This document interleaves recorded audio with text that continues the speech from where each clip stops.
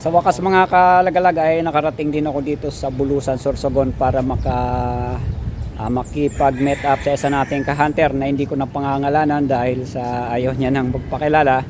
Hinihintay ko siya para maabot sa akin ang pinag-usapan naming isang kate.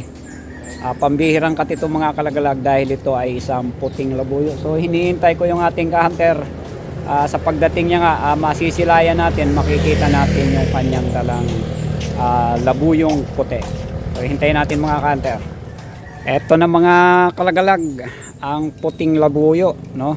So yan, dala ng ating ka-hunter dito. Mula pa ako Legazpi City para lang ito ay makuha ko dito.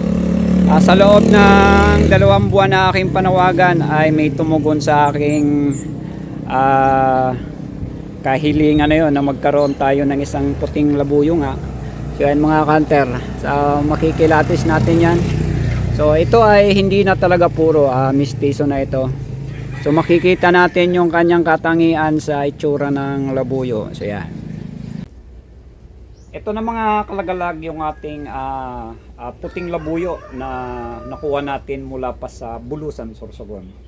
So naiuwi ko na dito sa amin at ito ay ating aalagaan na.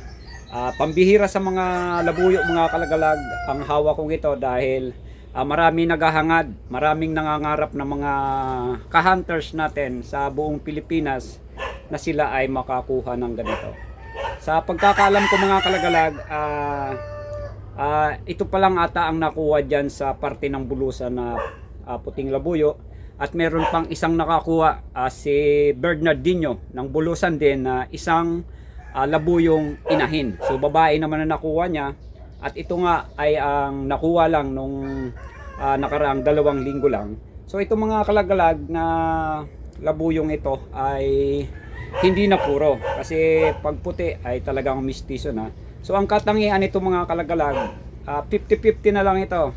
Makikita natin na ang kanyang tuka ay puti na. So yan, sa mistiso na yan. Dahil kung sa labuyo niya nakuha ay siguradong itim ang kulay. At ang haba ng kanyang mga paa ay pang mistiso. At ang kulay ng tahid pang mistiso rin, puti. At pati ang kanyang kuko ay puti. So nakuha niya ito sa mistisong manok. Ang katangian niya naman sa labuyo mga kalagalag ay ang kanyang palong na maliit. Ayan. At meron siyang kunting puti sa tenga. At ang kanyang katawan ay saktong-sakto. Akma sa katawan ng purong labuyo. Maliit lang ito.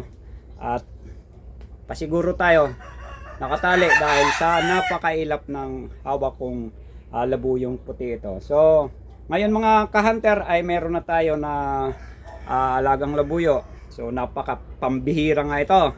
Kanina nga sabi ko hinahangad ng iba na magkaroon sila ng ganitong alaga. At ito nga ay ating aalagaan. At bibigyan natin ng partner na babaeng puro. Para nga makapagsimula tayo na makapagpalahi nito. Na sana dumami at makapagpalabas tayo ng mas magandang kulay puting labuyo na para nating aalagaan. So ito mga kalagalag, nagmula pa sa Bulusan, Sorsogon. So ito mga kalagalag, update ko lang sa inyo ang ating puting labuyo na ngayon ay aalagaan na natin. At kung sakali tayo ay makaparami, sana ay swertein.